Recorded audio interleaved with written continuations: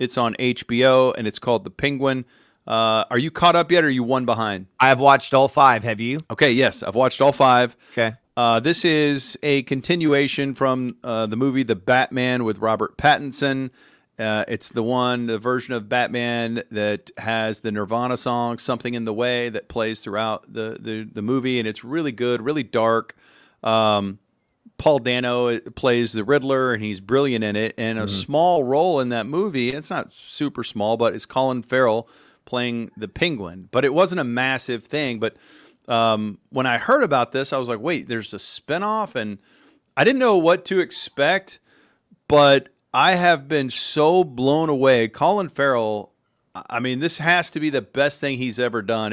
He doesn't even look like himself at all. Right. He doesn't talk like himself. He doesn't look like himself. They've created this whole character, and it's somewhat realistic, this underworld mob boss thing, this whole culture that is existing within that Batman universe, but Batman isn't in it at all, which is beautiful. And man, this is one of my favorite shows I've seen in a long time. It's so good that I now have a desire to go see that Robert Pattinson movie you were talking about, which I heard people say they liked it, but I didn't really pay attention to it because I was like, man, I just saw what Christopher Nolan did with Batman. I don't need more of this in my life. And now after watching The Penguin, I'm like, I need to go watch that movie. And I don't know if it's the same filmmakers. I haven't done that part of the dive. My wife is watching it with me, and I had seen like a little 5-minute clip, like when I was flipping around the channels. And if it's a series that I want to watch and I'm flipping around and I jump in the middle of it and I see a few minutes, I stop watching it because I'm like, I'm going to wait and go to the beginning. And it's like, I don't know if I can get my wife on board with this or not. And she sent me a text, was like, hey, I just watched like 10 minutes of The Penguin and it looks pretty awesome. So we just started watching it, 4 or 5 days ago, and we've watched all 5 episodes. And she didn't know until episode 4 when I told her that was Colin Farrell. He's doing an amazing job.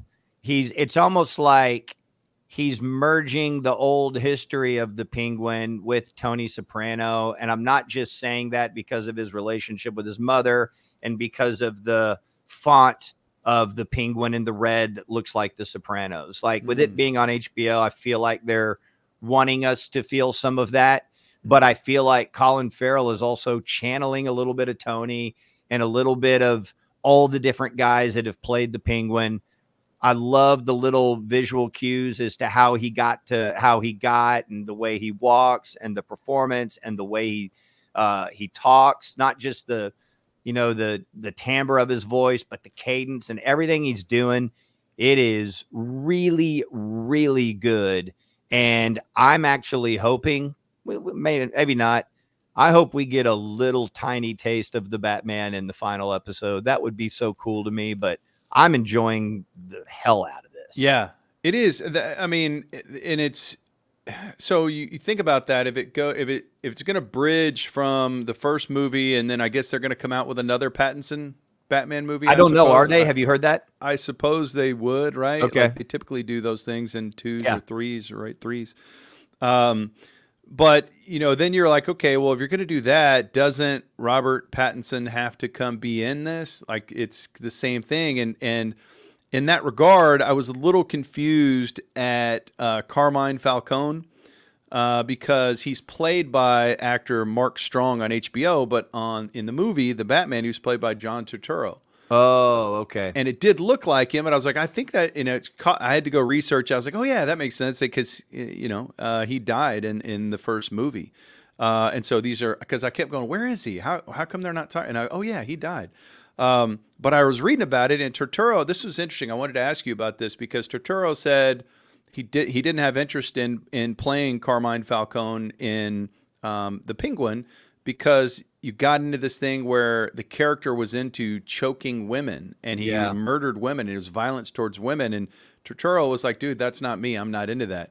But I've always wondered that, like, does an actor, are they able to totally disconnect from themselves for a character?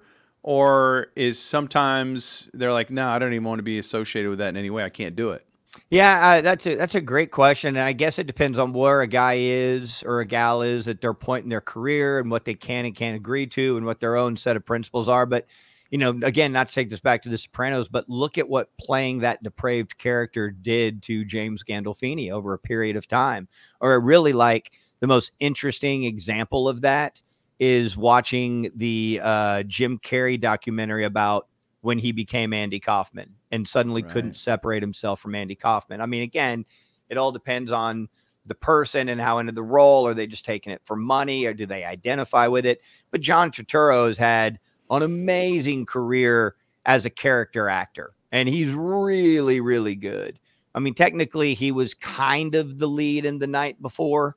Not really. Really, it was that, what's his name? Oz Ahmed, I think is the name of the guy that was the, but Turturro's great. And, you know, when we were getting right out of high school, he was in Do the Right Thing, and he was amazing in that. And that's one of my all-time favorite movies. So if he's in something, I'm paying attention to it. But I think, like, that's a real interesting thing about where he is in his career and what he is and isn't willing to put out there or subject himself to. But I've never been a comics guy. The universes that I know the most about, far and away for me, it's Batman. And then after that, Superman and Peter Parker Spider-Man are probably tied. But there's so much stuff in the DC or the Marvel universe I know nothing about, but I feel like I know quite a bit about Batman. We watched the campy version of it growing up, and then what Christopher Nolan did was great. And I watched the first couple of those movies when it got rebooted with Tim Burton and Michael Keaton. I stopped watching them because I thought they sucked. And also like where I was in my life. But I'm loving this, and I'm also loving how it makes me feel about the Batman universe, because I am spending time thinking about why that has endured. And, you know, different people like comics and superheroes for different reasons. But as crazy as this sounds from my perspective, and I'm sure an aficionado would tell me I'm crazy, but Batman is far and away the one that is most like our real world. Like, there's no superpowers here. All of it is about power and corruption and ethics. I mean, and Gotham is very much New York City, right? So it's an alternate universe, but it very much mirrors our world and has in its entire existence. And Batman didn't come from another planet or get zapped by radiation. He's a rich guy that is disenfranchised by what happened to him and his parents by society. And that is how he has manifested his riches, is through being this tortured, you know, anti-hero, so to speak. And all the little people with all their little backstories, and making the Penguin a focus with that setting and those performances, man, I'm loving it. I think it's great. And I had no idea I would get into it like I did. Yeah.